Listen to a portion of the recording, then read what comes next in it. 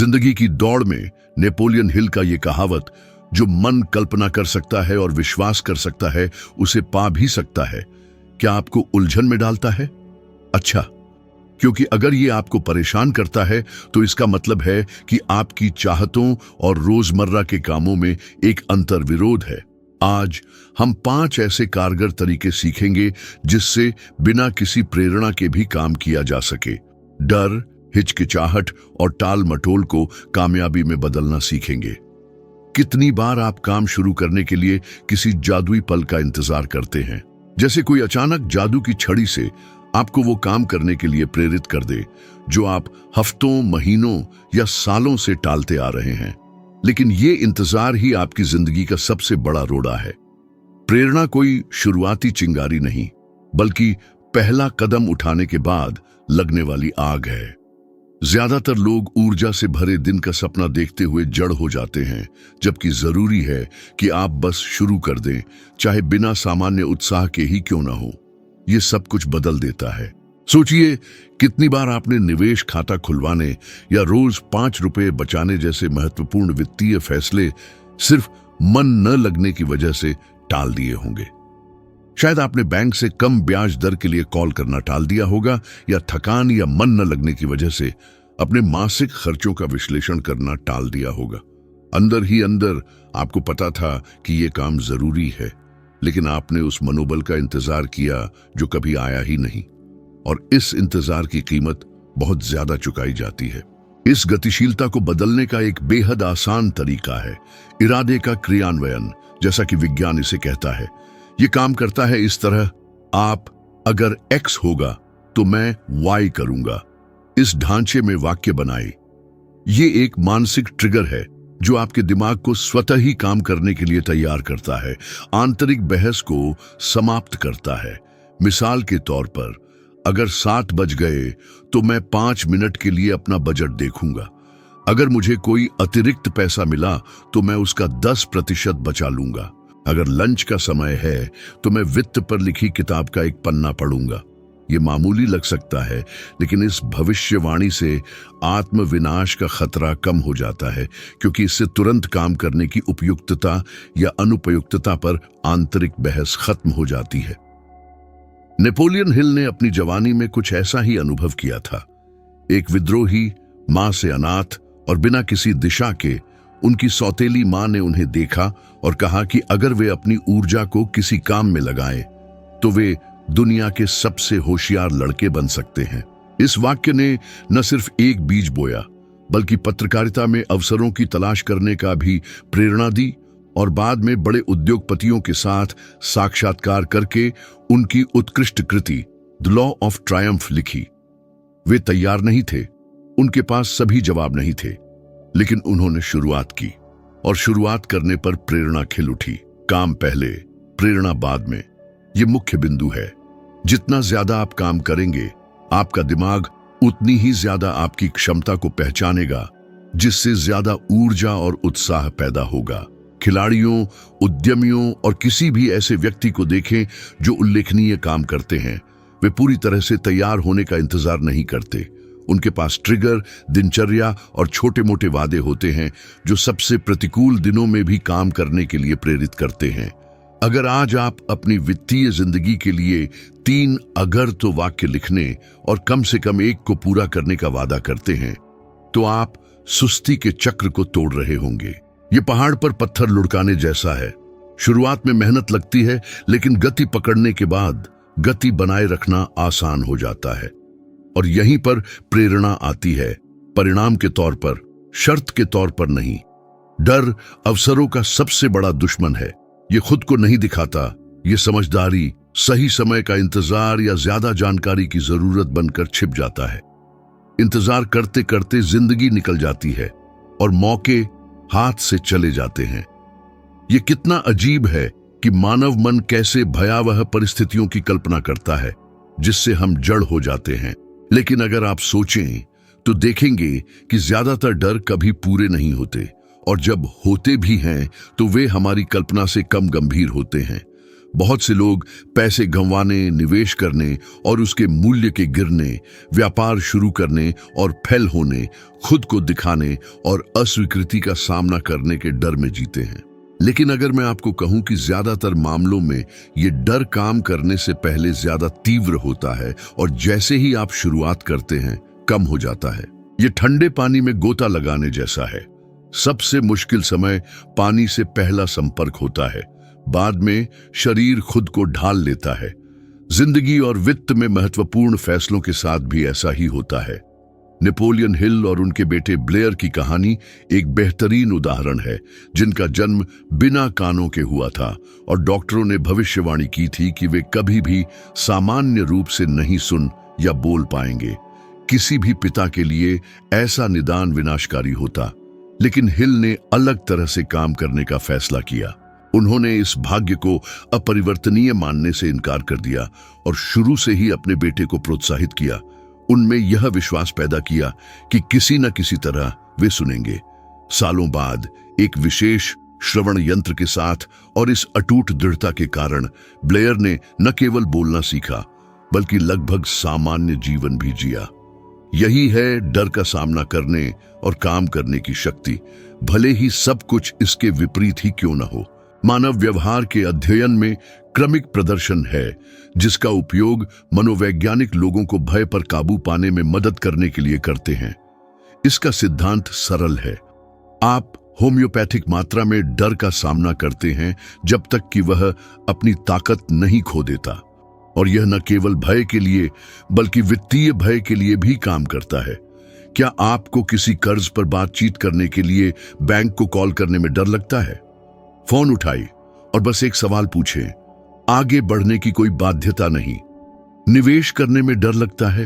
एक प्रतीकात्मक राशि लगाए, सिर्फ 5 रुपए, केवल अनुभव करने और इस प्रक्रिया से सीखने के लिए। शुरुआती हरकत प्रतिरोध और डर को तोड़ देती है। जो एक विशाल राक्षस लग रहा था, वह कम होने लगता है। डर काम करने से पहले नहीं जाता, यह उसके कारण कम होता है।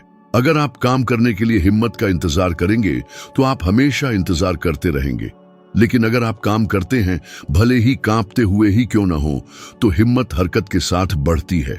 हर कदम चिंता के खिलाफ एक प्रतिरोधी है, और जैसे ही आप इस काम को दोहराते हैं, जो पहले असंभव लग रहा था वह दिनचर्या बनने लगता है।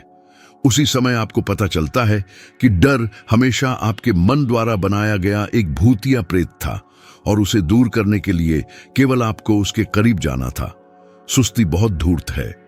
यह खुद को आराम के रूप में एक साधारण कल शुरू करूंगा के रूप में पेश करती है, और जब आपको पता चलता है तो हफ्तों महीनों बीत जाते हैं, और वह काम जो छोटा लग रहा था एक ऐसा बोझ बन जाता है जिसे आप रोज अपने दिमाग में रखते हैं।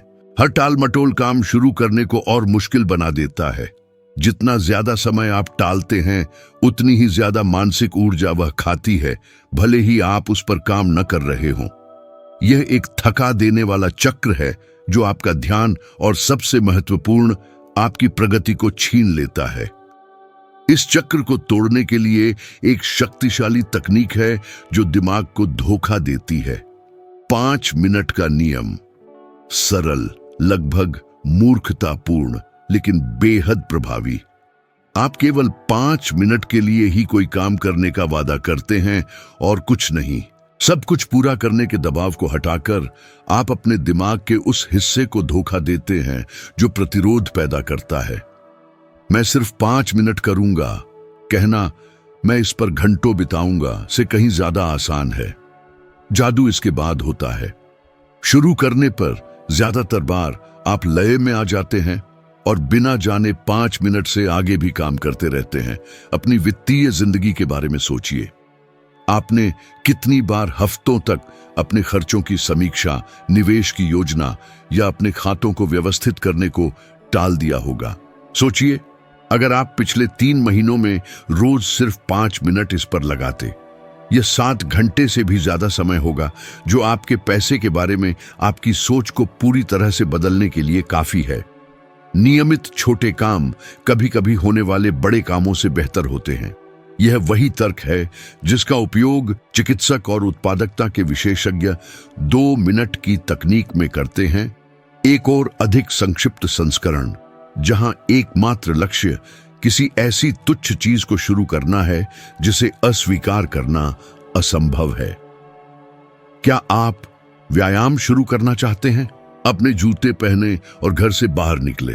क्या आप पढ़ाई करना चाहते हैं? किताब खोलें और एक वाक्य पढ़ें। क्या आप बचत करना चाहते हैं? अपने बचत खाते में 5 रुपए ट्रांसफर करें। कई बार शुरुआत करने से प्रतिरोध खत्म हो जाता है और बाकी काम स्वाभाविक रूप से हो जाता है। और एक दिलचस्प बात है, ये छोटे काम न केवल सुस्ती को तोड़ते हैं बल्कि तत्काल प्रगति की भावना भी पैदा करते हैं, जिसे दिमाग इनाम के रूप में व्याख्या करता है। यह छोटी सी प्रगति डोपामाइन को मुक्त करती है, जो प्रेरणा और आनंद से जुड़ा न्यूरोट्रांसमीटर है, जिससे अगले दिन आपका व्यवहार दोहराने की संभावना बढ़ जाती है।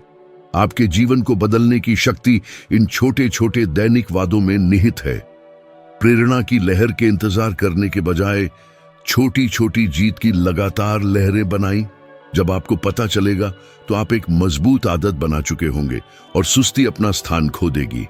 शुरुआत में यह सोचना लगभग हास्यास्पद लगता है कि 5 मिनट फर्क लाएंगे, लेकिन समय के साथ आप पीछे मुड़कर देखेंगे और पाएंगे कि यही वह चीज थी जिसने सब कुछ बदल दिया। प्रेरणा हवा की तरह है। एक दिन यह आपके पक्ष में चलती है, दूसरे दिन पूरी तरह से गायब हो जाती है। अगर आप प्रगति के लिए इस पर निर्भर करते हैं तो आप उत्साह के शिखर और ठहराव की अवधि के बीच उतार चढ़ाव करते हुए जीवन जिएंगे। जो लोग सबसे ज्यादा काम करते हैं वे अपने जीवन का निर्माण अपनी भावनाओं के आधार पर नहीं बल्कि हर रोज करने के लिए जो उन्होंने वादा किया है उसके आधार पर करते हैं, चाहे उनका मूड कुछ भी हो। अनुशासन वह पतवार है जो तूफानी समुद्र में या हवा के अभाव में भी नाव को सही दिशा में रखती है। यह कठोरता के बारे में नहीं है बल्कि यह समझने के बारे में है कि स्थिरता क्षणिक तीव्रता से आगे निकल जाती है। किसी महत्वपूर्ण काम पर रोज 25 मिनट काम करना महीने में एक बार 6 घंटे लगातार काम करने से कहीं ज्यादा प्रभावी है। यह नियंत्रित पुनरावृत्ति लंबे समय तक चलने वाले परिणाम देती है। देखें कि एथलीट कैसे प्रशिक्षण लेते हैं। वे प्रेरणा के जागने का इंतजार नहीं करते हैं कि वे ट्रैक या जिम जाए। उनके पास एक दिनचर्या, एक समय और एक योजना है जिसका वे बिना किसी हिचकिचाहट के पालन करते हैं। व्यक्तिगत विकास में एक प्रतिष्ठित व्यक्ति बॉब प्रॉक्टर ने कहा था कि उनका महत्वपूर्ण mode think and grow rich को पढ़ना और उसके सिद्धांतों को रोज लागू करना था। यह कोई जादुई क्षण या भाग्य का प्रहार नहीं था बल्कि सही कार्यों की पद्धतिगत पुनरावृत्ति थी जिसने उनकी प्रतिष्ठा और प्रभाव का निर्माण किया। यह बीज बोने और उसकी देखभाल करने जैसा है। आपको तुरंत परिणाम नहीं दिखाई देता है, लेकिन हर रोज आप उसे पानी देते हैं, उसकी देखभाल करते हैं और अनुशासन बनाए रखते हैं जब तक कि विकास अनिवार्य नहीं हो जाता। नेपोलियन हिल ने भी इसे अनुभव किया था। 50 के दशक में वे डब्ल्यू क्लेमेंट स्टोन के साथ जुड़े एक ऐसी साझेदारी बनाई जिसने लाखों लोगों को रोज सकारात्मक मानसिक रवैया बनाए रखने के विचार से प्रभावित किया। उन्होंने बड़े बड़े विस्फोटक प्रयासों का प्रचार नहीं किया बल्कि उन आदतों का लगातार अभ्यास किया जो मन को ढालते हैं और कार्यों को निर्देशित करते हैं। यही अनुशासन की ताकत है। यह आदतों को परिणामों और परिणामों को विरासत में बदल देता है। अगर आप इसे अपने जीवन में लागू करना चाहते हैं तो सरल तरीके से शुरू करें। अपने दिन में अपने वित्तीय लक्ष्यों पर काम करने के लिए 2 निश्चित समय निर्धारित करें। यह सुबह 25 मिनट और शाम को एक और समय हो सकता है। इस अवधि में आप अपने साथ बातचीत नहीं करते, विकर्षणों के लिए जगह नहीं देते, इस पर चर्चा नहीं करते कि क्या यह वर्थवाइल है। आप बस काम करते हैं। यह निर्णय केवल एक बार लिया गया रोज यह तय करने के झंझट से बचाता है कि आप काम करेंगे या नहीं। यह वादा ही आपके लिए काम करता है। समय के साथ यह अनुशासन लगभग स्वचालित हो जाता है।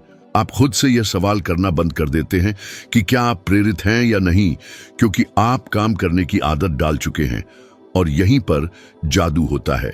परिणाम चुपचाप जमा होते हैं और जब आपको पता चलता है तो आप उन लोगों से सालों आगे होते हैं जो अभी भी शुरू करने के लिए सही दिन का इंतजार कर रहे हैं।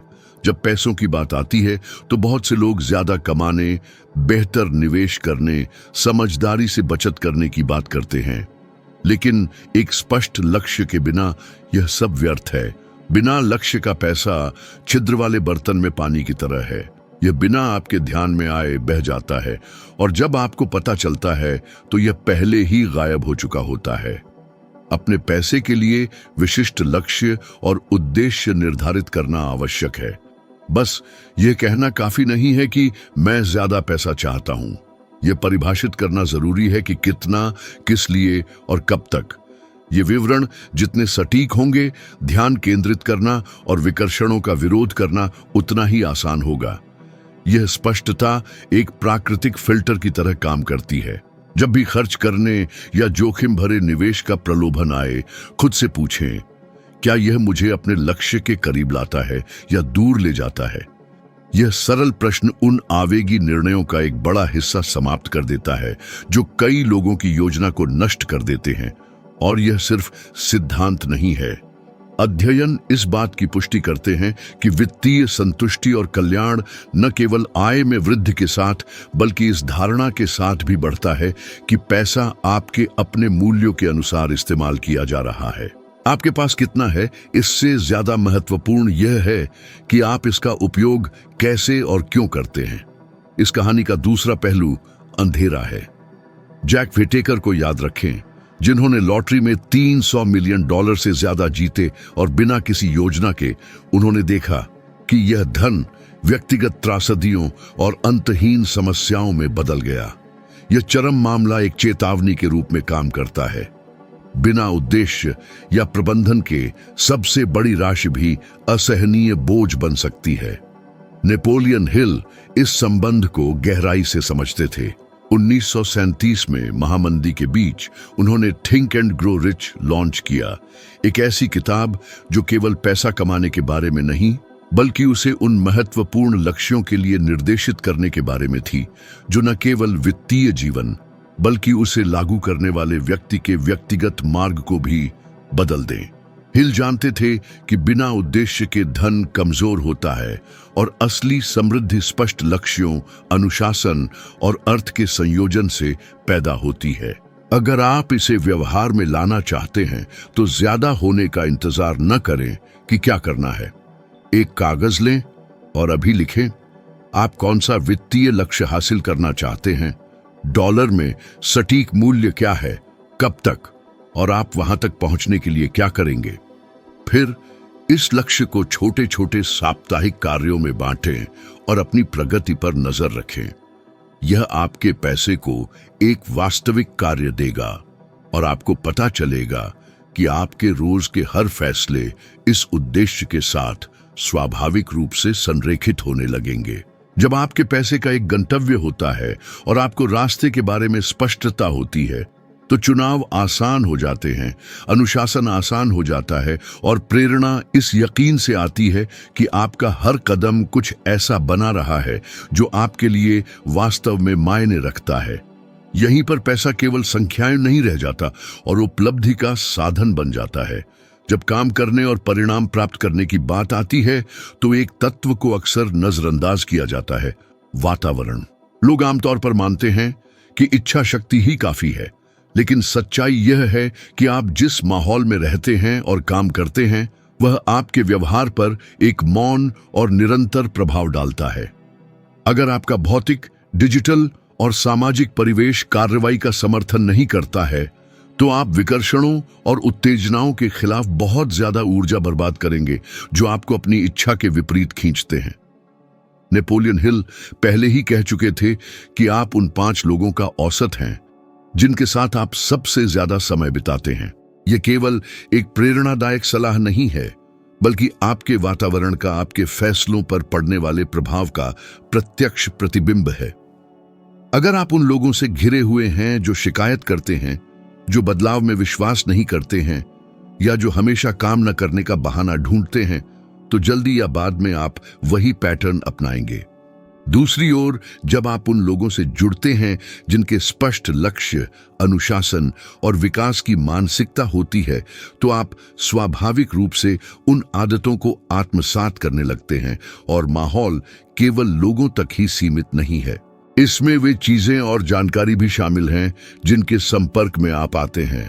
एक गंदी मेज, मोबाइल पर लगातार नोटिफिकेशन, पीछे चल रहा टेलीविजन, ये सब आपका थोड़ा थोड़ा ध्यान चुराते हैं।